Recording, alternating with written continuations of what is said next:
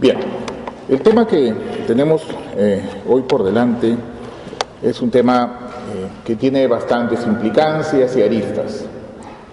Asumo que, así como en el presente caso, en las presentaciones o ponencias de los otros profesores que en otro momento deben haberlo hecho referido a ciertas áreas topográficas o sistémicas, han señalado efectivamente que existen algunas características muy particulares que van a denotar de que esa área tenga una complejidad particular y que muchas veces no la percibimos cotidianamente.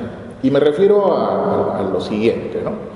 Cuando desde el punto de vista anatómico o fisiológico recordamos aspectos relativos al sistema o aparato gastrointestinal, vamos a señalar cuando nos cuestionan respecto de la funcionabilidad. En primer lugar, consideramos los aspectos de absorción, etcétera, que es una de las funciones principales, ¿no? Es decir, la digestión en las etapas primeras del tracto y luego la digestión en las porciones más distales.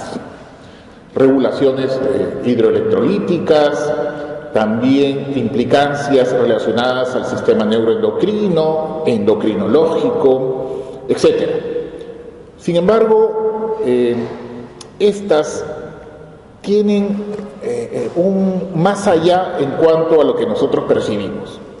Y es que este tracto gastrointestinal, así como otras de las diferentes mucosas, y aquí ya me estoy refiriendo a un área especial como es la mucosa del tracto gastrointestinal, así como existen otras mucosas conjuntivales, del tracto genitourinario, del tracto respiratorio, pues estas van a mantener una interrelación frecuente y permanente con el medio externo. Esta interacción que se va a producir determinará que exista un equilibrio en cuanto a discriminar cuando tenemos un agente externo antigénico, pero no patogénico.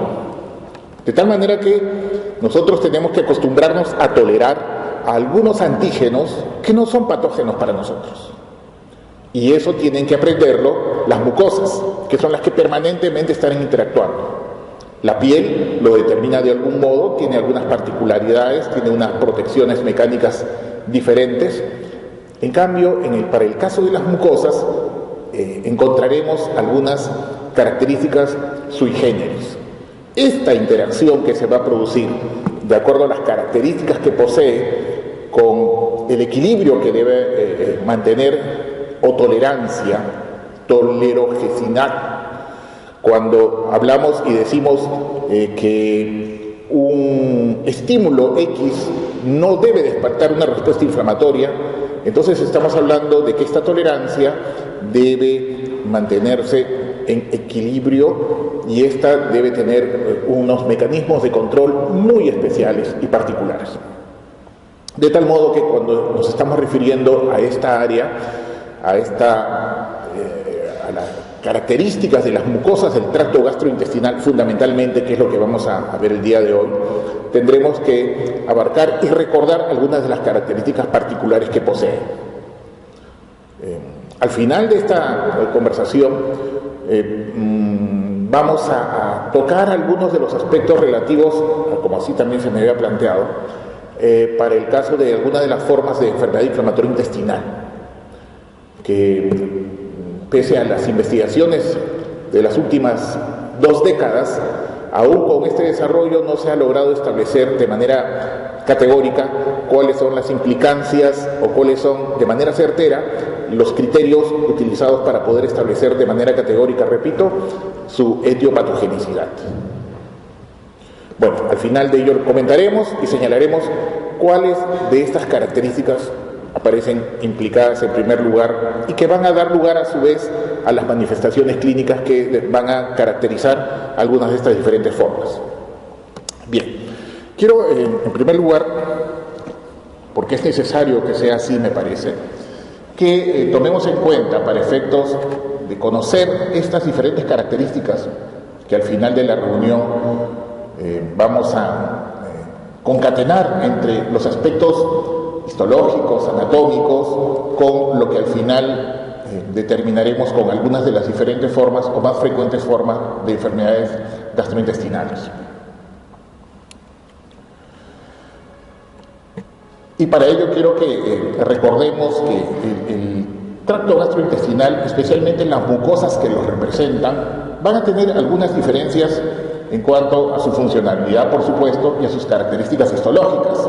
En las porciones más proximales existirán algunos grupos de patologías que destacan principalmente por el servir, ya que se trata de un área que es simplemente una especie de conducto, que por supuesto no solamente es un conducto, sino también representa un conjunto de diferentes elementos como las secreciones que van a ser incorporadas posteriormente, y determinar las características a nivel del estómago, de digestión, pero también de la presencia de elementos mecánicos y químicos, el pH, por ejemplo, que va a tratar de limitar algunos, de que lleguen hacia las porciones más distales absortivas algunos elementos, alimentos u otros elementos contaminantes de ello como gérmenes, y poder ser neutralizados, pero sin embargo van a proseguir hacia las porciones más distales otros elementos.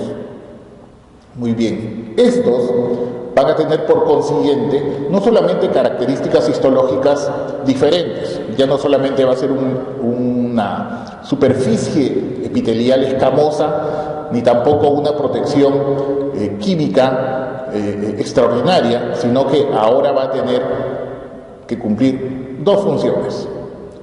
Una, en la que se va a producir una absorción de manera importante, y otra en la cual tiene que interactuar los sistemas inmunitarios, humorales y celulares para poder contrarrestar aquellos elementos antigénicos y patogénicos fundamentalmente, así como también cumplir su labor. El tracto gastrointestinal, así como el tracto respiratorio, pero me parece mucho más el tracto gastrointestinal, tiene una superficie de contacto con el exterior bastante extensa, casi como una cancha de tenis aproximadamente, podría ser una comparación. Y esta extensa superficie va a tener no una disposición de manera homogénea, ¿ya? En algunos sectores tendrán algunos elementos celulares particulares, en algunos sectores, como vamos a poner el ejemplo, en las porciones más proximales no vamos a encontrar de manera tan importante el tejido linfóide. Lo será así en aquellas porciones más distales, estamos hablando de las placas de Peyer, por ejemplo. Mientras más distal, habrá mayor cantidad de ellas. Bien. Otro elemento importante es la flora microbiana, que después se ha señalado algunos otros conceptos como es la microbiota o microbioma, etc. Esta, en el caso de la flora intestinal, alcanza también unas cifras bastante elevadas en cuanto a la presencia de bacterias, que cuando hablamos de flora intestinal, como creo que lo estamos considerando en algunas de las diapositivas, existirá una relación entre ellas, de manera que van a mantener un orden y van a cumplir algunas de sus funciones. En el caso de la microbiota, existirá ya un equilibrio con el hospedero. Y en el microbioma habrá otras formas en las cuales van a tratar de desarrollar algunas condiciones que van a permitir mejorar y cumplir algunas de las funciones para la homeostasis. Bien, entonces, esta mucosa que está tapizada por un epitelio, este epitelio representa un epitelio simple que lo tapiza de manera muy extensa y que se dispone, de acuerdo a los sectores, en unas estructuras o modificaciones de su superficie en forma de vellosidades, y también en algunos sectores de microvellosidades sobre ellas mismas. que son formas de especialización del borde luminal de las células epiteliales.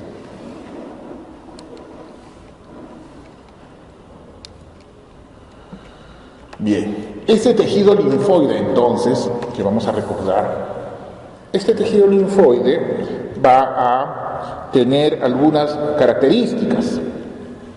Este tejido linfoide presente aquí, que ya señalé hace un momento qué función importante debe cumplir,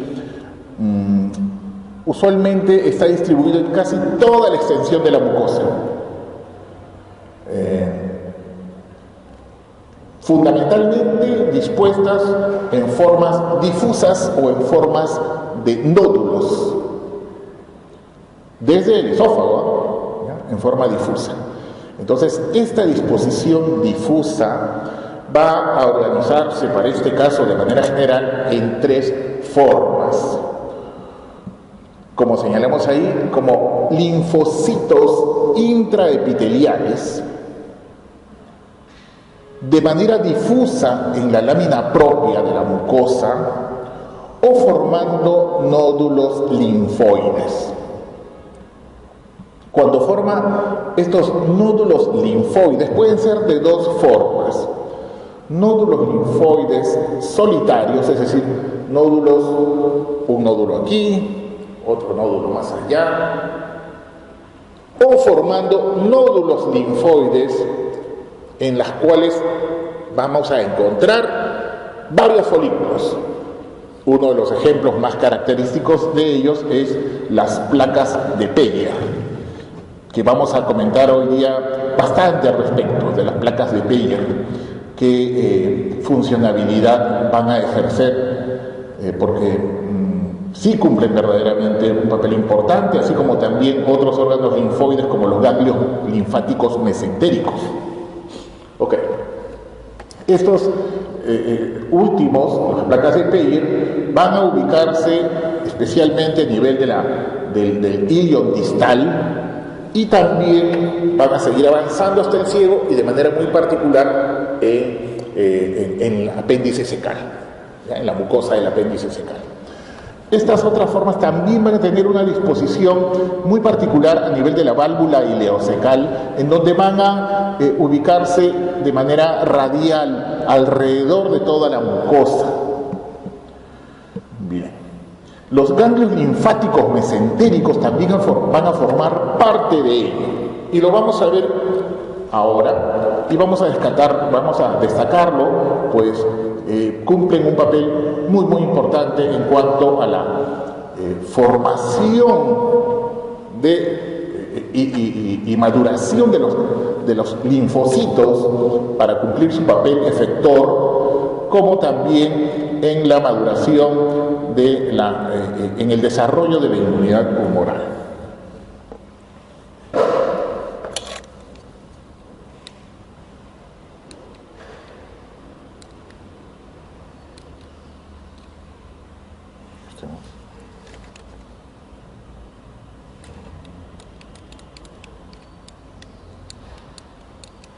Creo que se quedó.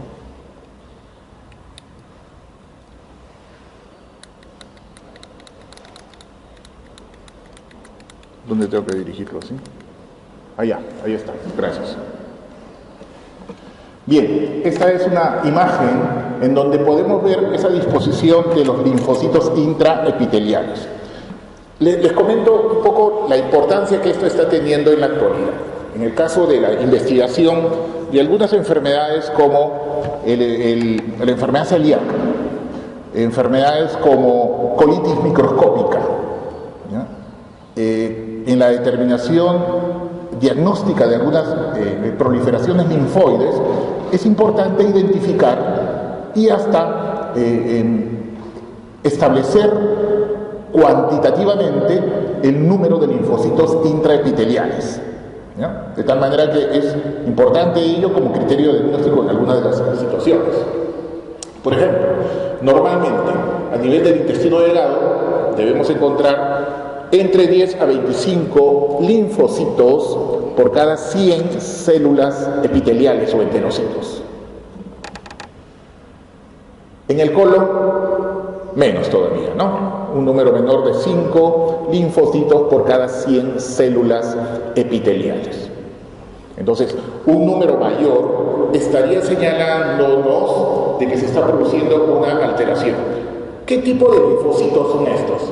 Predominantemente son linfocitos T CD8 citotóxicos.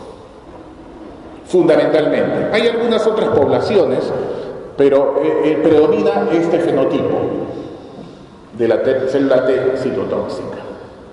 Como decimos ahí, efectivamente están incrementadas en algunas formas de algunas entidades como el espru celíaco, que representa una consideración diagnóstica, como por otro lado la forma de las vellosidades, ¿no? Entonces, entre estas células, y aquí vamos a tener varios tipos de células, vamos a tener células caliciformes, células absortivas, células neuroendocrinas en algunos casos, como también dentro de ellos linfocitos. Y aquí encontramos algunos linfocitos que se están haciendo espacio entre algunas de estas células.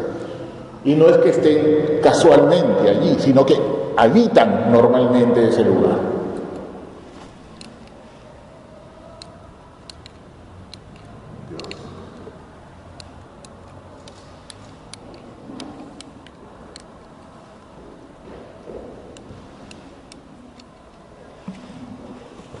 Ya, en esta diapositiva estamos observando algunas estructuras.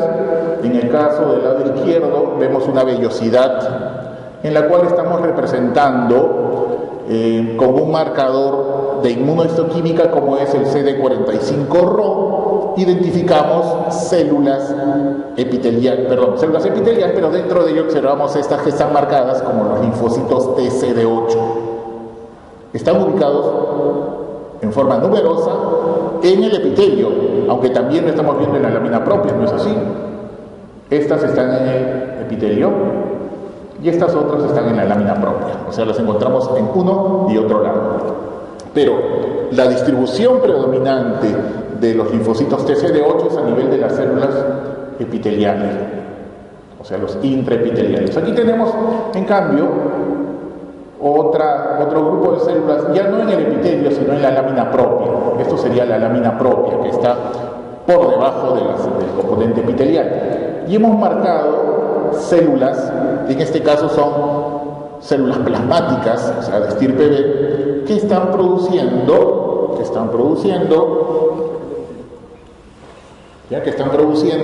inmunoglobulina A. Entonces estamos marcando inmunoglobulina A en ellas. ¿Bien?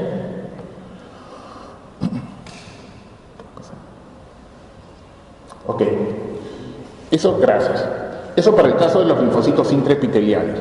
En las formas, además de ellas que hemos mencionado, están aquellos linfocitos que están ubicados a nivel de la lámina propia, es decir, los intramucosos. Estos intramucosos van a cumplir un papel diferente, lo vamos a ver.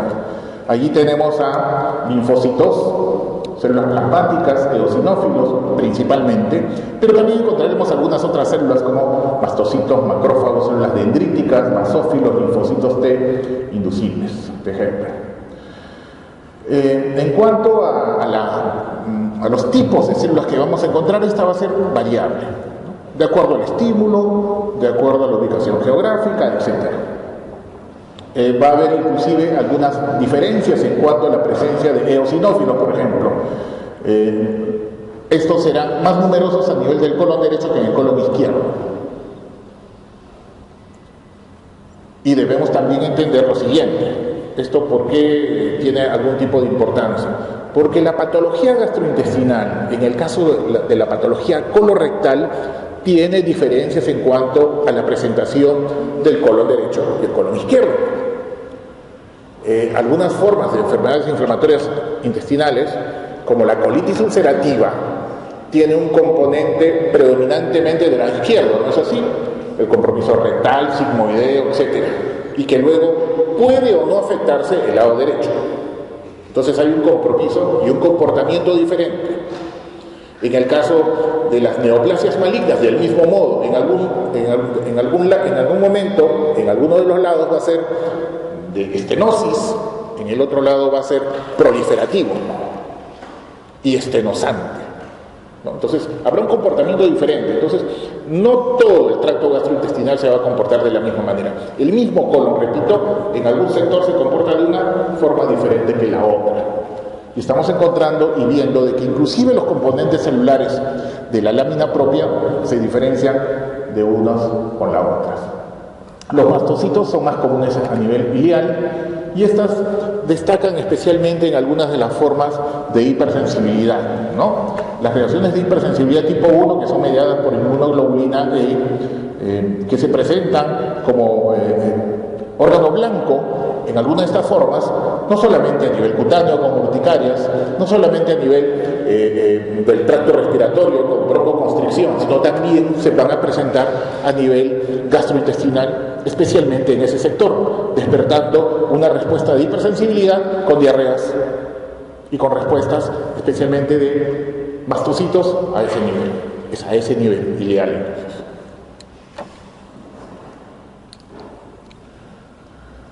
En cuanto a las células, estas más o menos, repito, hay unas variaciones que he comentado hace un instante, pero en general van a destacar varias de estas en sus diferentes formas.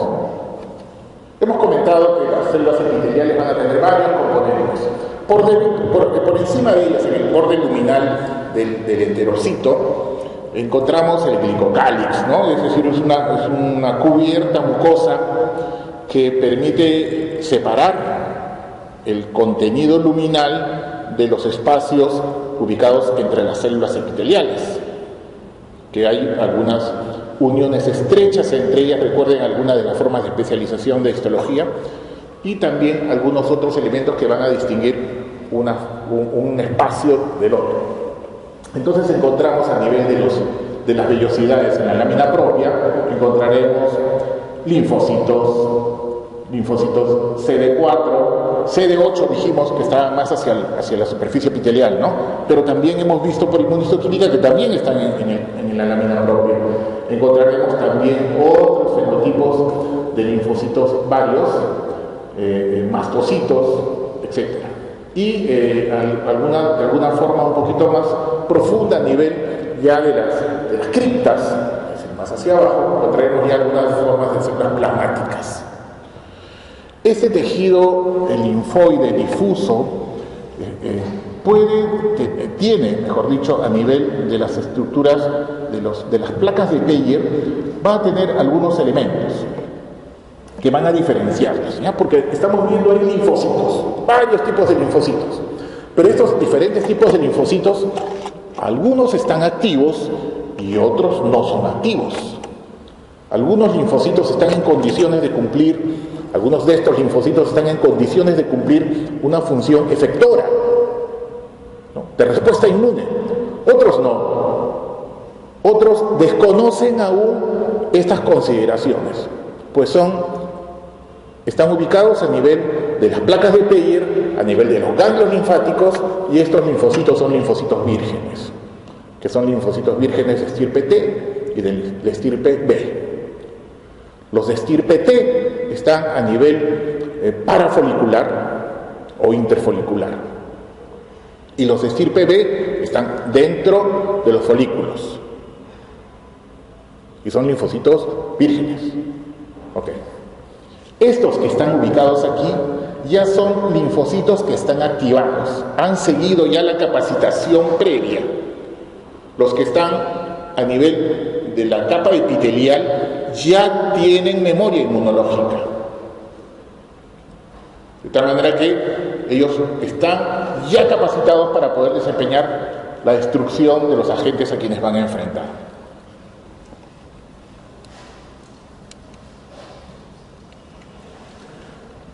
Bien, decíamos que estos nódulos linfoides solitarios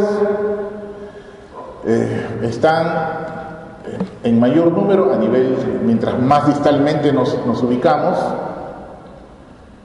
y en cuanto a su estructura y función se parecen bastante a lo de las placas de Peyer. Es diferente en cuanto a su tamaño y número de folículos. En cambio, las placas de Peyer están dispuestas en mayor número a nivel del hilo distal, se ubican a nivel del borde antimesentérico y tiene unas regiones características. Vamos a ver. Está la región del domo, el área folicular y la zona parafolicular. No es la pila.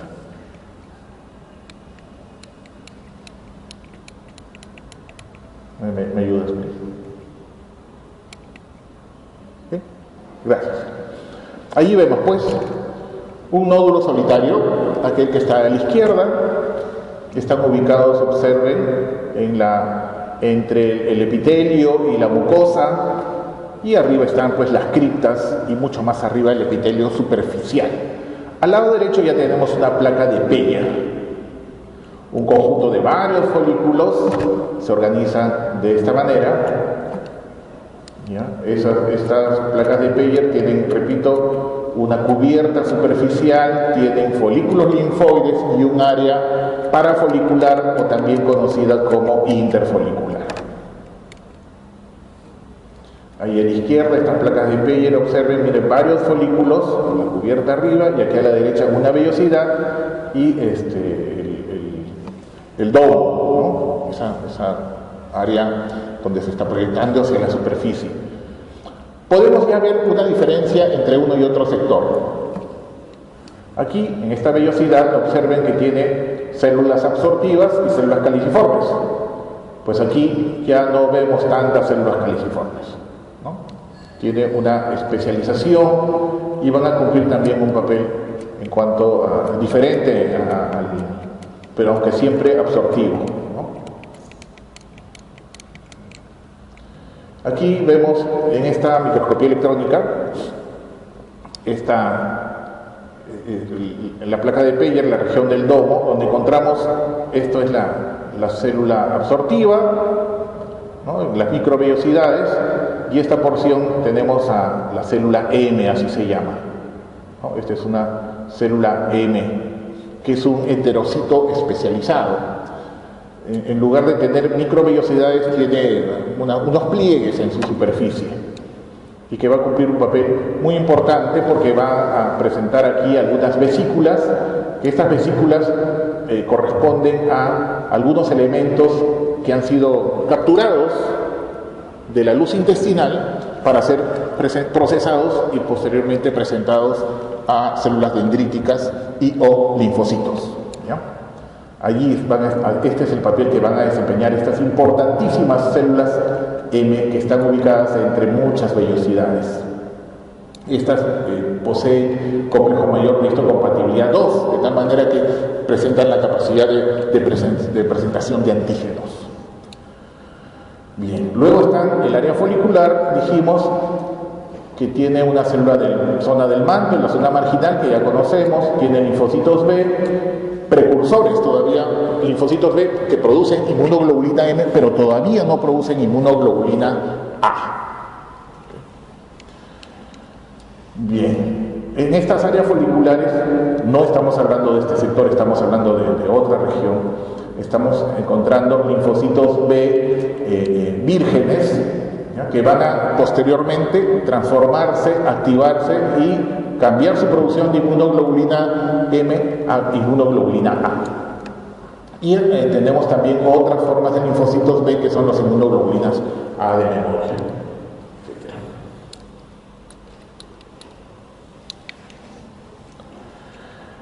Bien, el sistema inmune humoral intestinal tiene una característica muy particular. Es casi, de alguna manera, podemos decir, dependiente de la síntesis de este elemento importantísimo como es la inmunoglobulina A secretoria.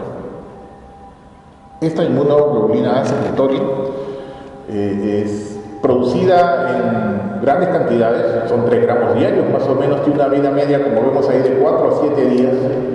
Es sintetizada por las células plasmáticas y es depositada en el intersticio. Luego, en los bordes laterales, justamente donde hay unos espacios entre enterocito y enterocito. Luego es vertida hacia el borde luminal, y allí es asociada con la mucina y con otros elementos de la superficie epitelial, ¿no? Este componente secretor, nos referimos a este componente secretor que se le agrega, ¿ya? Porque es una inmunoglobulina A con un componente que hace que se llame inmunoglobulina A secretora o secretoria. Este componente adicional que hace que le pongamos IgA-S, esa S es un componente que impide de que estas proteínas puedan ser desnaturalizadas por enzimas, que normalmente sabemos que están ubicadas en la luz intestinal, ¿no? Como parte de la digestión. Entonces, eso hace de que estas estructuras diméricas puedan tener esa supervivencia pese a estos elementos que van a tratar de impedir su conservación arquitectural. Estas inmunoglobulinas serán de dos tipos, la de tipo 1 y 2. Bien, estas, en el caso de la inmunoglobulina A, es una de las formas características del sistema inmune asociado a mucosas y en especial el sistema inmune asociado a mucosas gastrointestinal. Y eso determina que tenga un comportamiento asimismo tipo sistémico. Este sistema del sistema MALT, de tejido linfoide asociado a mucosas, como hemos señalado, es parte del sistema inmune sistémico. Ahora, estos van a participar de varias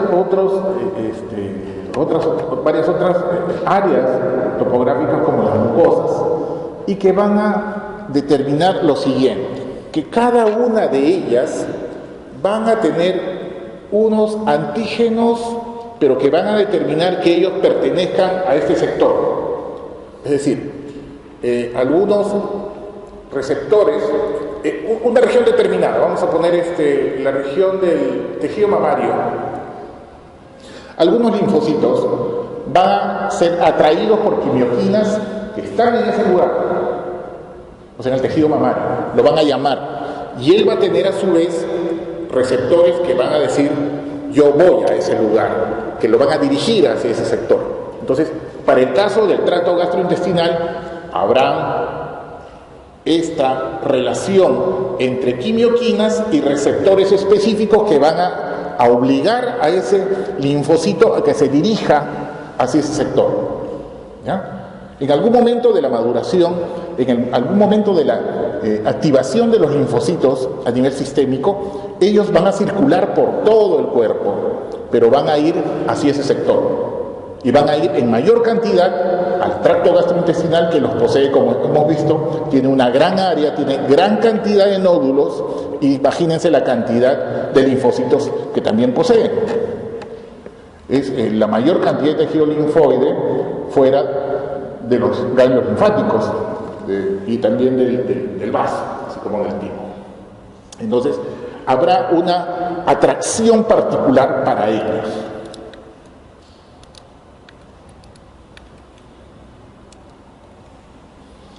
Bien. A ver, lo voy a comentar. ¿Cómo es que se produce esta activación?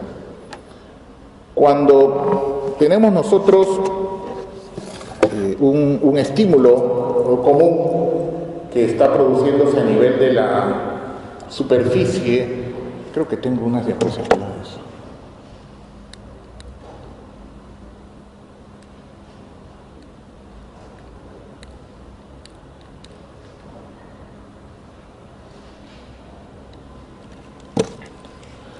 Cuando se produce el contacto, lo hemos mencionado hace un momento, entre la célula M y los elementos que están a nivel de la luz, a nivel del lumen intestinal, vamos a suponer que van a ser varias historias. Una es un antígeno de un alimento determinado, un alimento X o de un artefacto que ha contaminado a nosotros. Estos ingresan, puede ser tomar contacto directo con la célula M, lo puede atraer, o en todo caso una célula dendrítica que está ubicada entre dos células absortivas, Y estas células dendríticas, ustedes saben que tienen sus proyecciones, ¿no? Entonces emite su proyección hacia la superficie y, como a la expectativa, capta alguno de estos elementos. Como tiene complejo mayor de histocompatibilidad tipo 2, lo procesa, y ahora esta célula dendrítica, que está activada, presenta este elemento a un linfocito que también está en las inmediaciones. Este linfocito toma conocimiento de ello y toma la siguiente actitud. Dice: mi memoria está señalando de que esto no es nocivo, o en todo caso no es importante mi respuesta inflamatoria. Lo que voy a hacer es liberar interleuquina 10, y esta interleuquina 10 es un elemento restrictivo de la respuesta inflamatoria inmunológica. Entonces dice, en otras palabras, no pasa nada, tranquilo, no respondamos. Listo, muy bien. Este, a su vez, se va a poner en contacto con otros linfocitos y va a dirigirse, ya sea la célula dendrítica o la célula, el linfocito T activado, van a dirigirse hacia la placa de Peyer. Y donde vamos a encontrar, ahí en esa placa de Peyer, dijimos que vamos a encontrar en el ganglio linfático mesentérico también vamos a encontrar linfocitos T vírgenes y linfocitos B vírgenes. Se va a poner en contacto con ellos, los va a activar. Ellos salen de esa localización y se dirigen a la circulación sistémica. En la circulación sistémica tenemos entonces linfocitos CD4, linfocitos CD8 y linfocitos B, que están en proceso de activación, ¿no? Porque han sido vírgenes, pues. Están allá en ese momento recorriendo estas actividades, realizando ese transporte por la circulación sistémica, en donde empiezan, repito, a tener su capacidad de secreción y de inducir. En el caso de los linfocitos B activados, ya no van a producir inmunoglobulina M, ahora van a producir inmunoglobulina A. Siguen en circulación y llegan hasta el lugar por las razones que dijimos hace un momento. Como tienen atracción por un tejido linfoide determinado, entonces estos van a ir y van a dirigirse hacia la placa de Peyer. Van a llegar por ahí, recuerden, por las vénulas de endotelio alto, ¿no? Llegan por ahí, salen, ya están activados y van a dirigirse hacia el sector que corresponde. Irán citotóxicas, se van al epitelio. CD4, efectoras, se van a la lámina propia. Células plasmáticas se van a la lámina propia igual y van a producir inmunoglobulinas A. Otras de estas activadas van a cumplir el papel de memoria y se van al centro germinal del folículo linfoide, que está ubicado en la placa de Peyer o en el ganglio linfático. Y otras van a seguir manteniéndose como linfocitos T y B vírgenes, esperando nuevamente esta actividad. ¿No? Bien, eso es lo que quería decir ahí.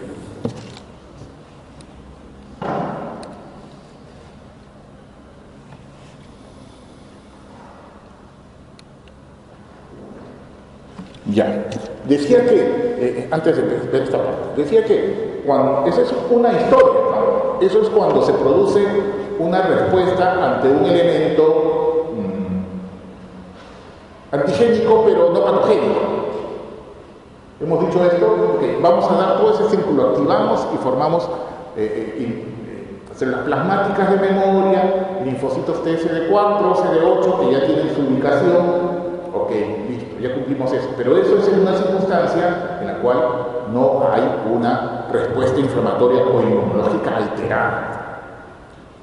Sí ocurrirá eso en otras circunstancias, cuando el individuo no tenga una adecuada respuesta inmunológica, cuando la microbiota o flora intestinal esté alterada, cuando se produzca la presencia de agentes bacterianos patogénicos de manera significativa, de diferente naturaleza, viral, bacteriana, parasitaria, etcétera, etcétera. Cuando se produzcan alteraciones metabólicas que determinen una irregular respuesta inflamatoria inmunológica, o en todo caso, cuando se produzca una alteración de la barrera que está protegiendo a este sistema de los elementos que están pasando a través de la luz intestinal. En ese caso, nuevamente participarán los siguientes. Estarán a la expectativa la célula N, estarán las células dendríticas y van a determinar esta forma de respuesta. Ahora, quiero que recuerden lo siguiente, que también más adelante lo vamos a ver, pero quiero que lo tengan así. Habrá más o menos 3 formas o hasta 4 formas de respuesta o de actitud frente a estos elementos que están circulando por ahí. Habrá una forma de respuesta, T-helper-1, T-helper-2, que son las efectoras, T-helper-3, y habrá otra forma en la cual habrá la inducción de linfocitos que van a controlar, linfocitos reguladores. Entonces habrá 4 formas de respuesta. La que hemos visto en primer lugar que he comentado es la reguladora, en donde se libera interleuquina 10 y todo vuelve a la normalidad. Es lo que nos ocurre cotidianamente. Ya vamos a suponer cada vez que comemos algo, ¿no? Nos ocurre eso, ese círculo. Pero vamos a suponer que no comemos eso y comemos otra cosa que tiene por ahí una cantidad importante de algunas bacterias X, unas shigella, qué sé yo, y van a despertar alguna de estas diferentes formas. ¿En qué momento? En el momento de la interacción. Y para que esa activación se produzca, tiene que haber retinol que va a dar lugar a ácido retinoico, siempre que haya alguna de estas formas de activación.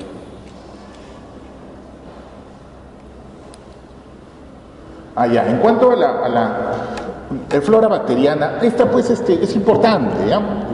Sabemos de que esta, luego del parto, en las siguientes horas del neonato, van a ir incorporándose en la alimentación, fundamentalmente la alimentación, recibiendo inmunoglobulina A de parte en la leche materna. Por eso es que la mama también debe tener cantidades importantes de este tejido linfoide, que van a producir inmunoglobulina A secretora. Es importante, por eso. Entonces está dentro de los elementos cutáneos del tracto respiratorio, del tracto gastrointestinal y por ahí también el tejido mamario, como le he mencionado hace un momento. ¿Por qué? Porque por ahí van a haber el ingreso de inmunoglobulinas A secretora para el neonato. Este neonato entonces va a incorporar en primer lugar Escherichia coli, después otros enterococos, luego de ello con la lactancia materna ya posterior se agregan algunas otras formas bacterianas, pero ya de la microbiota normal, y también posteriormente, bueno, que esto va a variar en el caso de las leches estas que no son naturales. En el caso de la flora comensal, es aquella pues que tiene relaciones simbióticas con el hospedero. El término de microbiota posteriormente Matthew y Redimbo en el 2014, que después lo modificaron, hablan de la interacción entre esta comunidad de microorganismos en un lugar determinado, mientras que cuando se habla de microbioma ya es entre el hospedero y la comunidad microbiana, que van a determinar una respuesta fisiológica o patológica. Algunos de los matices que se van generando dentro de las definiciones. Y se señala dentro de las funciones de esta microbiota el hecho de permitir una adecuada respuesta inmunológica en esa localización, así como también participar en una mejor digestión, ¿no? Ahí nos ponen un ejemplo, en el caso de este grupo bacteriano, degradan polisacáridos no digeribles de la dieta.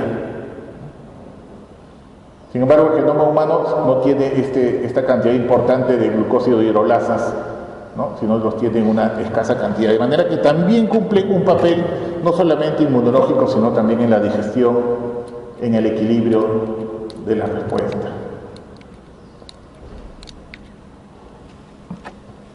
Bueno, entonces, en la respuesta, vamos a recordar esto un poco, va a producirse la captación de antígenos luminales, ya lo hemos comentado, que va a ser a través de los enterocitos, pero de manera más importante y especializada a través de las células M, que repito, son enterocitos especializados. Estos enterocitos van a interactuar, dijimos, con, ¿no? Esta célula M va a interactuar con células dendríticas y linfocitos que van a ubicarse en este sector. Miren la proximidad en esta placa de Peyer con los folículos, el espacio interfolicular y luego este drenaje hacia el ganglio linfático mesentérico.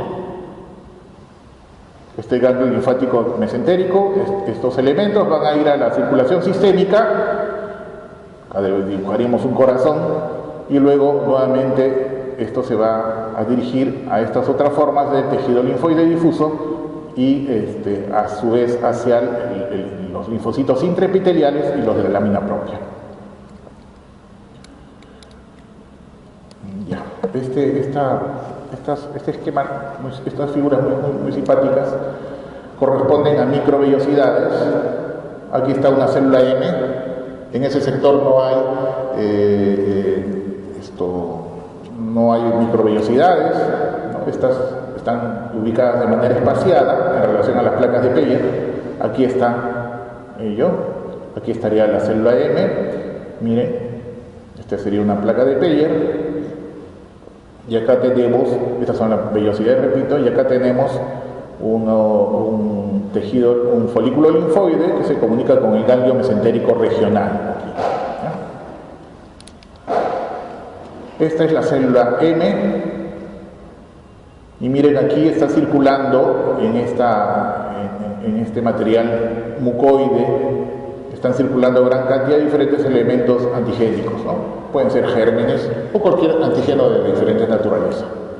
Aquí está en la lámina propia, células B, células T, células dendríticas, células plasmáticas, todo el conjunto diferente de células que hemos comentado hace un momento. Lo que no vemos es un neutrófilo, ¿no?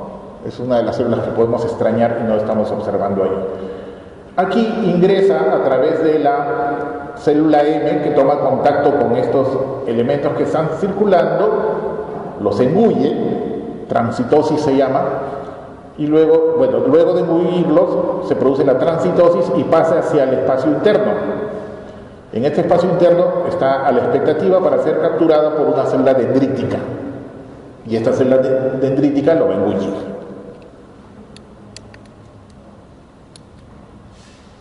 Luego, esta célula dendrítica que lo va a engullir, ¿no? Puede también hacerlo de otra manera, emitiendo sus proyecciones hasta la parte más superficial. Observen, hasta aquí está emitiendo su proyección, capturando estos elementos. Aquí está.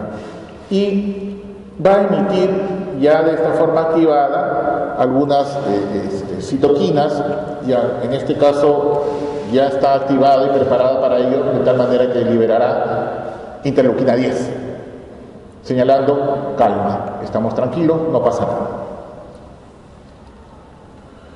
Bien, entonces, como dijimos, luego de que estas células dendríticas han ingresado y se han puesto en contacto sus moléculas con receptores de células T, otras células T, van a interactuar con los linfocitos de las placas de Peyer, dijimos, ¿no? Estas células dendríticas activadas van a ir a las placas de Peyer, van a provocar y van a determinar que se activen esas células vírgenes que están allí.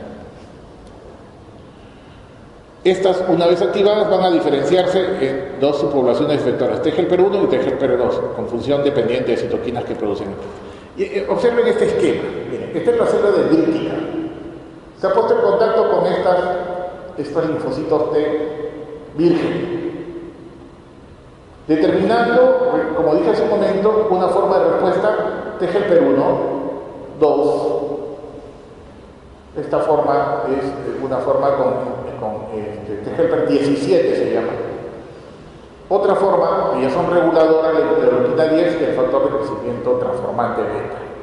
Entonces, estas tres formas van a poner en actividad a linfocitos efectores, mientras que las otras formas de respuesta a linfocitos reguladores. En los primeros tres casos habrá liberación de citoquinas proinflamatorias. Estas son proinflamatorias. En las formas de interferón gamma, interleuquina 2 o otras formas de linfocitos de estimulación. En la forma de TGP2 para interleuquina 4, 5, 13. En la otra forma con interleuquina 7 e interleuquina 6. Proinflamatorias todas ellas.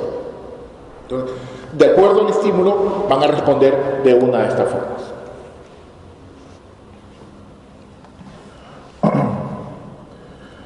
Bien, como decíamos, esta diferenciación de linfocitos T vírgenes van a estar dadas, como ya hemos señalado, por el tipo de estímulo que van a determinar el proseguir en algunas de las diferentes formas, ¿no? Como ya hemos señalado, la 12 provoca la diferenciación, la interleuquina 12 sobre este linfocito a T-helper 1, la interleuquina 4 la subpoblación de H2.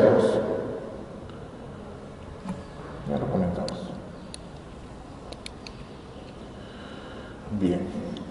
En el caso de la forma de respuesta TH1, habrá la síntesis o el estímulo de síntesis de interferón gamma, interleuquina 2, factor de necrosis tumoral en beta. Esta se va a presentar para infecciones por microorganismos intracelulares como bacterias, virus y protozoos. La forma 2 en reacciones alérgicas, helmintos y artrópodos. La 17 en infecciones bacterianas y fúngicas que no cubren las expectativas en el caso de H1 y 2.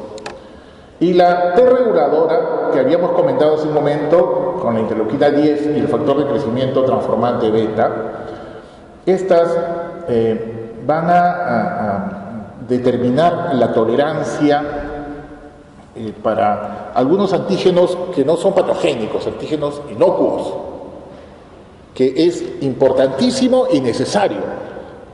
Si no existiera esto, vamos a jugar un poco con esta posibilidad, la mucosa intestinal sería un asiento de una permanente respuesta inflamatoria.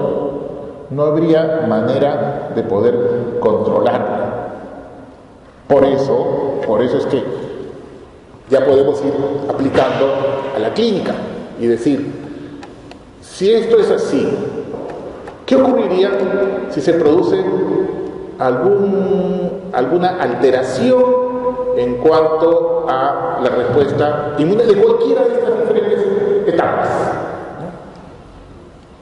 Que la protección no sea suficiente, que los linfocitos T no puedan activarse, que la inmunoglobulina A no pueda producirse, que la regulación entre linfocitos T citotóxicos y linfocitos T helper no sea la que corresponde de 1 a 3 y que sea una correlación diferente, que los linfocitos CD8 citotóxicos que están a nivel del epitelio no cumplan convenientemente su papel, que sean escasas, que hayan muchas.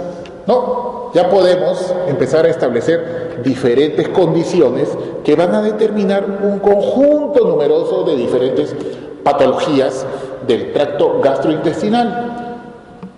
Pero, sin embargo, quiero señalar lo siguiente, que la mayor parte de este conjunto de diferentes alteraciones que devienen de esto que estamos comentando no están adecuadamente esclarecidas en cuanto a su etiopatogenia, lamentablemente.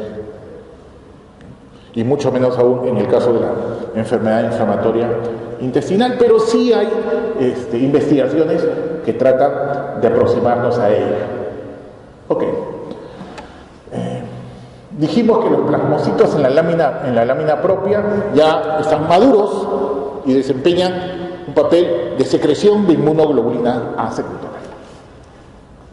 Bien, también dijimos que estos linfocitos se distribuyen no solamente allí, sino también se distribuyen en todo extensamente la lámina propia.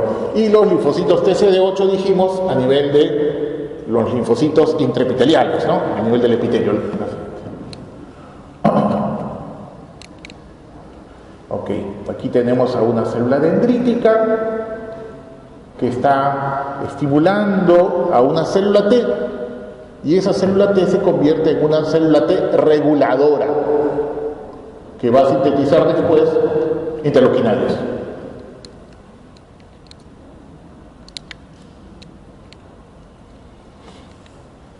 Ok. Esto entonces, aquí está determinando con interleuquina 10, calmando los ímpetus de estos linfocitos que están empeñosos en tratar de activarse o de responder, pero no. Le pone paños fríos y les dice no hay motivo para ello, en un contexto de integridad de la superficie epitelial que está determinando que no se produzca una forma de respuesta TH1 o TH2 de ninguna de las formas de estímulo de células inductoras. Si tenemos un estímulo de otra naturaleza patogénico, aquí tenemos una célula dendrítica, se puso en contacto con ello, este estímulo patogénico, que puede ser parasitario, vamos a suponer, está alterando las microvellosidades, está alterando este conjunto de elementos celulares epiteliales y provoca una respuesta con la liberación de interleuquinas, citoquinas que van a provocar una respuesta inflamatoria mayor. Y aquí tenemos, ¿no? Al tener contacto con eso, estos linfocitos y células dendríticas van a sintetizar interleuquina 6, 12, 23 en una forma. En otras formas dijimos factor de necrosis tumoral, interferón gamma, interleuquina 17.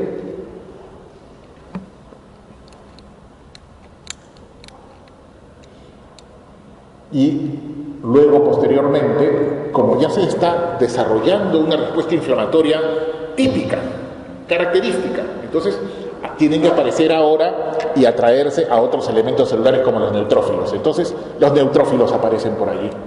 Y aparece este neutrófilo que se está aproximando, es un neutrófilo que está teniendo contacto con esta cantidad diferente de agentes que rompieron la barrera, ¿no? Y están poniéndose en contacto abundante y son elementos patógenos. Entonces este neutrófilo tiene un papel muy especial. Este neutrófilo al final de cumplir su cometido estalla, ¿no? Y elimina diferentes elementos que estaban contenidos dentro de él, ¿no? En sus vesículas, en sus gránulos, y estos van a cumplir un papel determinando una actividad contra estos elementos extraños que han ingresado. Aquí estalló, este material que está aquí es el que ha estallado, ¿ya? Este neutrófilo estalló y está provocando la destrucción de todo lo que puede, pero no solamente de estos elementos externos, sino también de estructuras tisulares propias. Aquí están. Posteriormente encontraremos a estos otros neutrófilos que están ahí, pero van a ser luego, cuando esto es controlado, los macrófagos van a acudir a este evento y van a empezar a recoger todos los desperdicios que han quedado de esa respuesta, en una forma controlada, repito. Bien. Ese es el contexto, entonces. Ese es el contexto de lo que y nos está diciendo de que esta respuesta qué características tiene. Y me parece que era importante recordarlo para tener presente algunos de estos pequeños pormenores que nos van a poder permitir establecer con otra visión de lo que ocurre a este nivel, decir cómo entendemos a las enfermedades. Y vamos a decir, en el caso de las enfermedades infecciosas, ya no solamente se trata de que hay por ahí alguna salmonela y que la salmonela por sí misma atraviesa la membrana citoplasmática del enterocito, ingresa y hace lo que le parece, ¿no? No, pues estamos viendo que está involucrado otros elementos. Bien, entonces, las formas de respuesta ante una situación de alteración del sistema inmunológico que, como hemos visto, es bastante complejo en esta región geográfica, vamos a decir así. Van a determinar de que se produzcan una serie de diferentes alteraciones en la respuesta.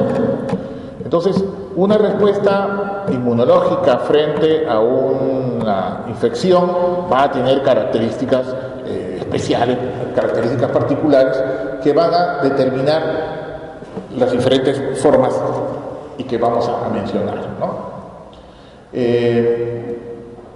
Formas de inmunodeficiencia primaria. Entonces tenemos formas de inmunodeficiencia primaria, como sabemos que hay otras formas de inmunodeficiencia secundaria. Entonces, en algunos casos, estas van a determinar un conjunto de enfermedades que van a comprometer los sistemas celulares de inmunidad celular y humoral, BIT. Anomalías de la función fagocítica o de ambas formas, ¿no? Van a haber en muchas circunstancias formas de inmunodeficiencia variable común, en especial en los adultos. Inmunodeficiencia variable común. En cambio, en los niños la inmunodeficiencia combinada severa es la más común, ¿no? Y que se presenta en momentos muy tempranos. Desde el punto de vista de cómo contribuir con este estudio, y si es importante la imagen que podamos encontrar a nivel gastrointestinal y poder establecer si hay alguna de estas condiciones. No en todo lugar podemos nosotros aclarar y decir que estamos frente a una enfermedad inmunológica del tracto gastrointestinal por una inmunodeficiencia. Entonces hay algunas características o condiciones que nos lo van a sugerir. Podremos encontrar desde ningún cambio o cambios mínimos a cambios, algunos cambios morfológicos específicos, otros inespecíficos, y en algunos casos diferentes formas de infecciones, neoplasias, etcétera, ¿no? Que van a producirse y van a estar en relación de alguna manera indirecta, vamos a decirlo. Hay esta neoplasia, esta variedad de neoplasias se correlaciona con alguna forma de inmunodeficiencia a nivel del tracto gastrointestinal.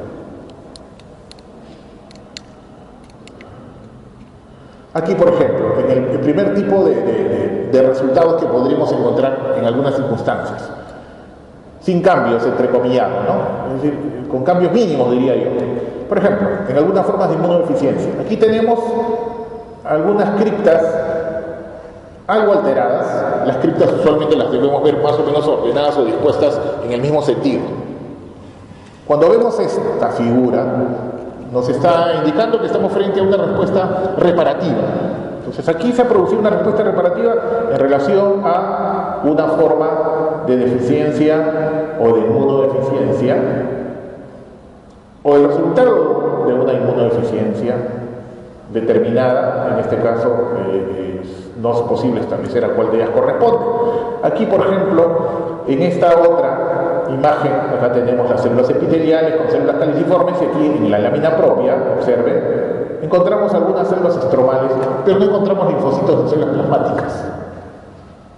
Y hemos comentado hace un momento, cuando hemos revisado la parte de anatomía funcional e histología funcional, de que debemos encontrar este tipo de células, y no las estamos encontrando aquí. Aquí se produciría inmunoglobulina muy difícil, ¿no? Muy difícil sintetizar inmunoglobulina secretora en esto. De tal manera que ya esto puede indicarnos, sugerirnos, oiga, colega, estamos frente a una entidad en la cual hay una ausencia importante de células de tipo linfocitos o células plasmáticas. Otra de las formas de respuesta, en este caso hablamos de una hipogamma-globulinemia común variable, que es una variante de las formas de inmunodeficiencia común variable que se presenta en adultos, ¿no? Y encontramos ¿qué cosa? Dos aspectos en esta forma. Yardiasis intestinal, miren aquí hay varias yardas que están ubicadas en la superficie, casi poniéndose en contacto con la superficie de las microvellosidades de los enterocitos. Mientras que por otro lado, una hiperplasia nodular linfoide, también en duodeno. Miren que es el mismo caso.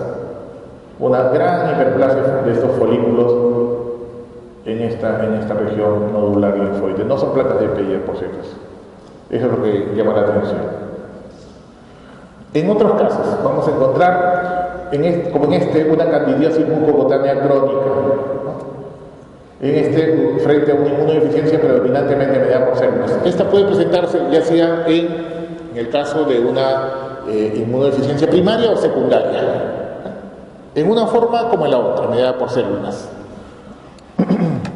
Vean aquí el epitelio esofágico que está esfacelado, mientras que acá encontramos ya la presencia de pseudohifas y una que otra pequeñita levadura que vamos a encontrar por ahí.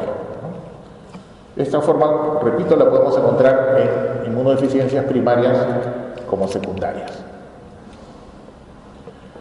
En el caso de las alteraciones en inmunodeficiencia del tracto gastrointestinal en formas secundarias, una de las más comunes, bueno, existen varias formas, ¿no? Se describen por ahí en el caso de trasplantes, que en nuestro país no sé si se estén efectuando trasplantes de algunos segmentos intestinales, no creo. Hay algunas formas también de respuesta ahí, de formas de rechazo de trasplante crónico o rechazo agudo. También en algunas circunstancias, en este caso en el caso de la infección por VIH, y en especial en pacientes que ya tienen una forma avanzada, sin control, o a veces no están recibiendo tratamiento. A nivel del esófago podemos encontrar algunas ulceraciones de la mucosa, estrecheces, los gérmenes más frecuentes ahí en el esófago, herpes, citomegalovirus y cándida, como ustedes saben. A nivel del estómago, por la misma infección viral, esta genera lesión de las células parietales. Por consiguiente, habrá una menor secreción ácida, factor intrínseco disminuido, por consiguiente, incremento de la secreción mucosa. Por consiguiente, puede detectarse una forma de anemia, ¿no? Podemos encontrar también sarcoma de Kaposi o linfoma también a nivel del estómago. En el intestino delgado y colon, como esperamos, una disminución de las células CD4, una alteración en el equilibrio entre las helper y supresoras, que ya comentamos, y por consiguiente generar con esta alteración de la barrera inmune otras infecciones. Y la otra forma es la enteropatía porcina, que es una relación que existe entre las vellosidades y las criptas, y que esto da lugar a una alteración en cuanto a la morfología y por consiguiente la funcionabilidad.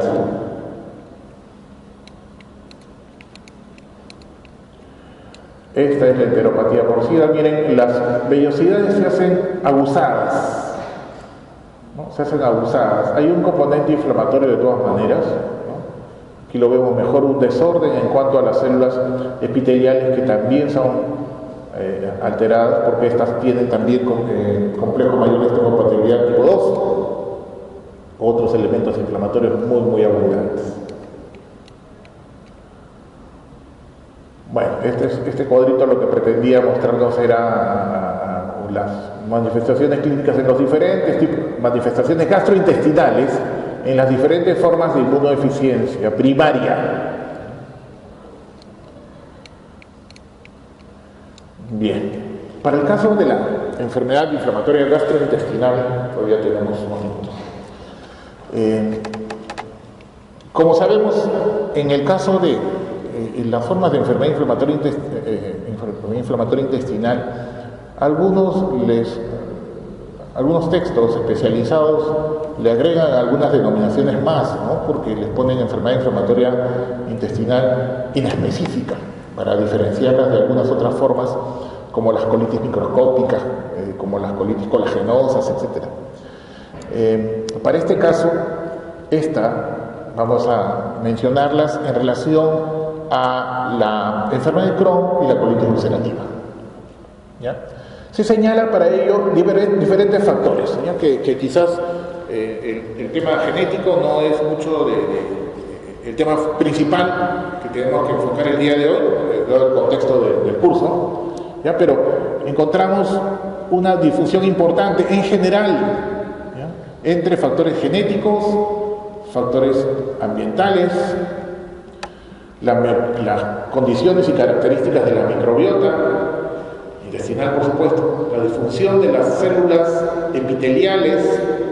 Como dijimos, desde el punto de vista histológico, ellas tienen un tipo de asociación o relación entre una y otra a través de uniones estrechas, y alteraciones de la respuesta inmunitaria innata y adaptativa. Entonces, como dijimos, ¿se acuerdan al principio? Esta es la forma normal y esta es la forma patológica, ¿ya?, en donde se va a ver, donde se producirán respuestas, las que ya comentamos, ¿no? TGP, en este caso 1, 17, con los diferentes elementos involucrados, las células dendríticas, los macrófagos y el involucramiento de otros elementos más, que ya lo hemos comentado también. Entonces, repito, habrá factores genéticos, ambientales, como infecciones, factores psicológicos, dieta y alergia, aumento de la carga y permeabilidad del antígeno, es decir, por disfunción, ¿no? Otros misceláneos, el tabaquismo, que se señala que va a tener alguna característica para los pacientes con enfermedad de Crohn. Es decir, el consumidor de tabaco para la enfermedad de Crohn tiene una gran importancia. No tanto así para la colitis ulcerativa. Casi se diría que es hasta protector, ¿ya? Pero sí para la enfermedad de Crohn destaca de ella. No va a haber necesariamente una similaridad entre una y otra forma. La apendicectomía también es otro elemento que se señala que podría ser protectiva frente a la enfermedad de Crohn, ¿no? Es decir, pacientes apendicectomizados tienen una menor frecuencia de desarrollar enfermedad de Crohn. Por ello está el buen número de placas de Peyer, ¿no? Sistema inmunológico, etc. Aquí intervienen algunos elementos que van a tener cierta importancia, como son los receptores que van a reconocer diferentes patrones, ¿no?, que van a reconocer estructuras de microorganismos. Y están, ustedes deben recordar, los receptores tipo TOL, NOD y otros más, ¿no? Aquí faltan bastantes más, pero vamos a relacionarnos a estos dos principalmente, ¿no?, tipo TOL y los NODs. Estos son de varios tipos. Estos receptores tipo TOL van a interactuar con adaptadores. ¿Cuáles son estos adaptadores? Estos, ¿no?, MYD88, TRIPS, TICAT, TIRAC, etc. Y luego con cofactores. Luego van a activar factores de transcripción nuclear, que es lo que al final van a determinar. Factores de transcripción nuclear para que se sintetice, ¿no?, sustancias que van a modular la respuesta inflamatoria. Entonces, ellos van a ser los que van a determinar, de tal manera que tiene que haber un receptor tipo TOL conveniente dentro de estos diferentes receptores, y vamos a ver que de acuerdo a la localización van a ser variables. Aquí está el receptor tipo TOL, que se va a ir asociando al final con estos factores, adaptadores y cofactores, hasta el finalmente dar lugar a este elemento que es el factor regulador, este NF-κB, ¿no?, aquí, que va a modular la respuesta genética de los mediadores de la inflamación. En la mucosa intestinal ellos se van a encontrar en algunas ubicaciones más que en otras, a nivel de las células de Paneth son algunos tipos, en las células dendríticas también, etc. Y aquí está el ligando y también el origen. Por otro lado, los receptores tipo NOD van a ser intracelulares, ¿no?, van a ver el NOD1 y el NOD2. El NOD2 va a estar a nivel de la serie mielomonocítica, células dendríticas, células de Paneth y epitelio intestinal. Van a interactuar igual como en el caso de los tipo TOL con algunos adaptadores, en este caso RIP, y van a activar factores de transcripción nuclear, NF-κB nuevamente, aunque algunos otros más, y van a determinar la modulación de la respuesta inflamatoria dentro del núcleo, ¿no? Ahí lo vamos a encontrar. La estructura de este dominio tiene un dominio efector, regulador y reconocedor que va a ser similar en ambos casos, pero habrá algunas diferencias mínimas en el caso del NOD 1 y el NOD 2. Bien, en el caso del papel de la flora y receptores de inmunidad, igualmente, esta flora bacteriana va a determinar en algunos casos su relación a estos receptores con la presencia de este factor de transcripción, colitis grave y alta mortalidad. En el caso del gen, de polimorfismos, mejor dicho, del gen NOD2, aquellos individuos con estos polimorfismos implican un mayor riesgo de desarrollar Crohn. Y es más, no solamente cualquier Crohn, sino un Crohn en el que hay mayor compromiso ileal y sobre todo una estenosis a nivel ileal. Esos pacientes con este tipo de polimorfismo hacen esas formas. También determinan un riesgo relativo mayor de la enfermedad de 2 a 4 veces, y si son gemelos homocigotos, entre 15 a 40 veces con el NOD2.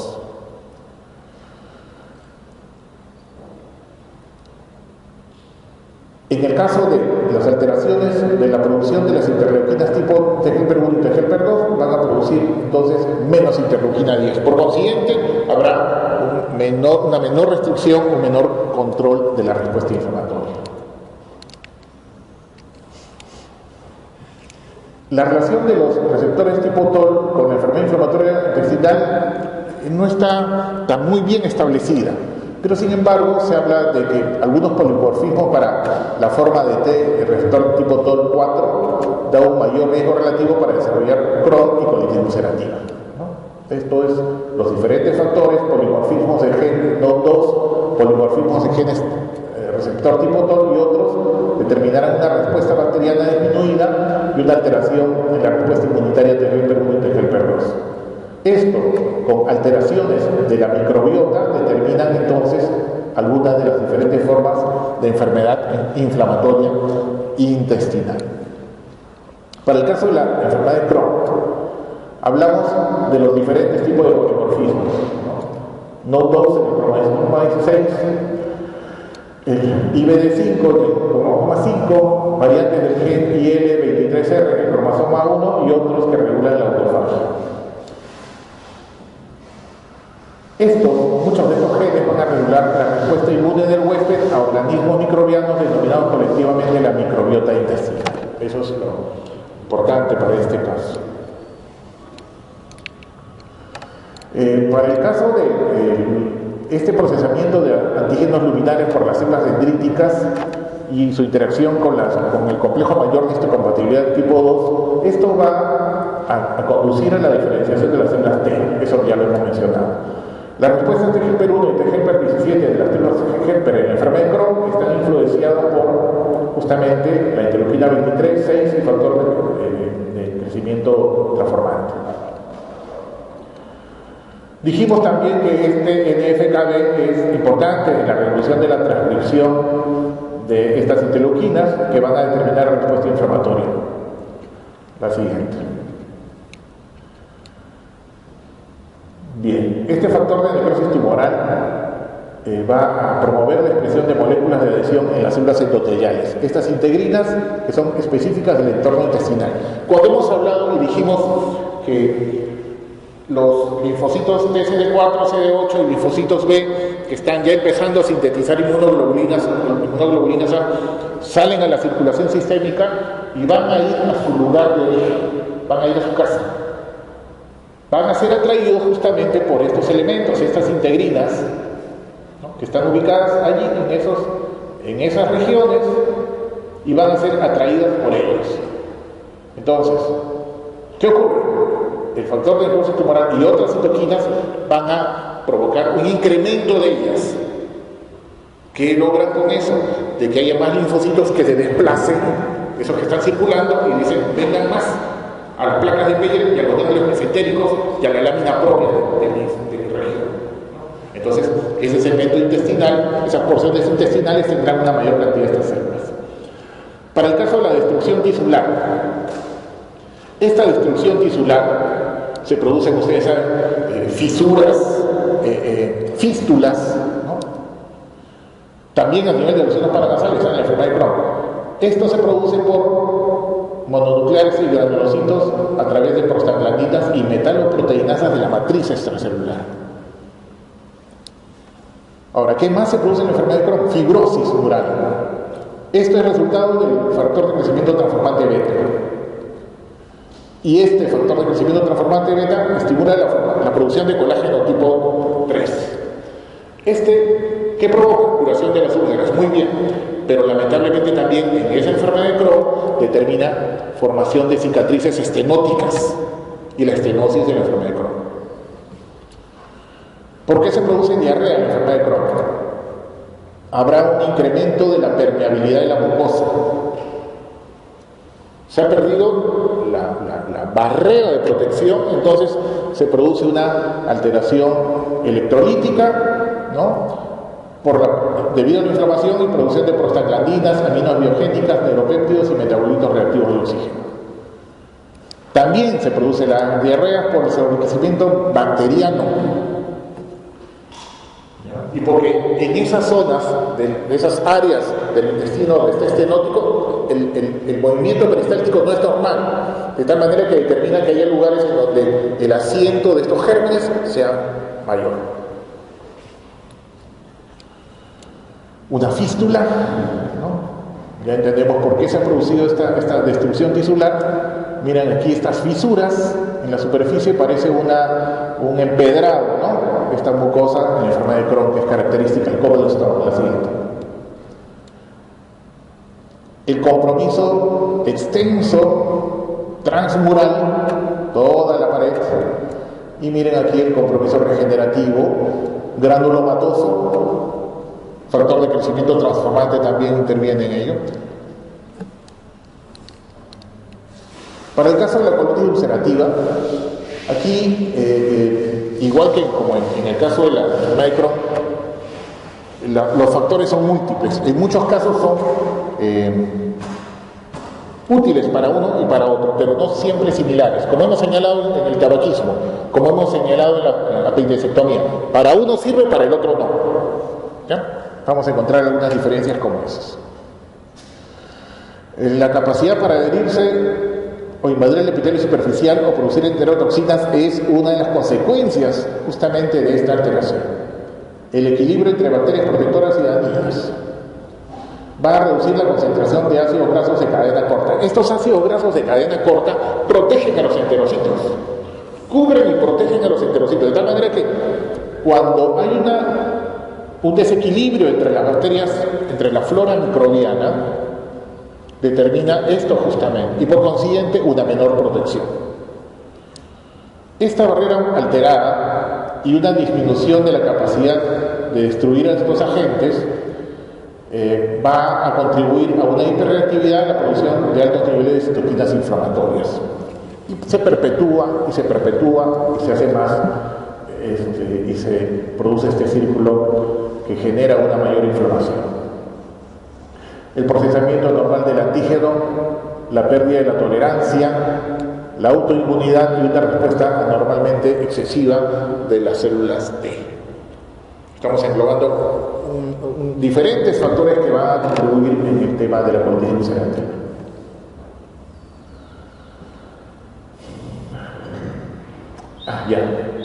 En el caso de la colitis ulcerativa también, desde el punto de vista inmunológico, esta se va a asociar con un incremento en la síntesis de inmunoglobulina G.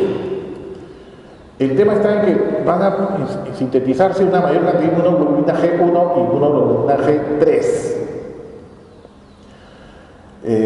Y estos pacientes, eso acredita de alguna manera la importancia de los factores inmunológicos en la colitis ulcerativa, es que estos pacientes con colitis ulcerativa tienen un incremento en los anticuerpos circulantes contra antígenos dietéticos, bacterianos y autoantígenos su clase de inmunoglobulina G1. Y otra cosa es que en ellos también se encuentra este problema de reactividad cruzada, ¿ya? Porque se produce reactividad cruzada contra antígenos bacterianos y epítopos de las células epiteliales del colon, pero no solamente contra él, sino también contra epitelio de los conductos biliares a nivel oftálmico, cutáneo y articulaciones, determinando, como es posible, cuando revisamos las manifestaciones extraintestinales de la colitis ulcerativa, justamente ello, ¿no? El compromiso articular, cutáneo de otras estructuras en el desarrollo de la colitis ulcerativa. En el caso de la inmunoglobulina G3 está este PANCA que, bueno, no tiene mayor importancia como sí lo tiene la inmunoglobulina G1, ¿no? Bueno, habíamos hablado de los receptores tipo TOL y NOT, ¿no?, que van a dar lugar a la activación de este factor nuclear KB, que va a determinar a nivel nuclear la orden para la síntesis de citoquinas y quimioquinas proinflamatorias.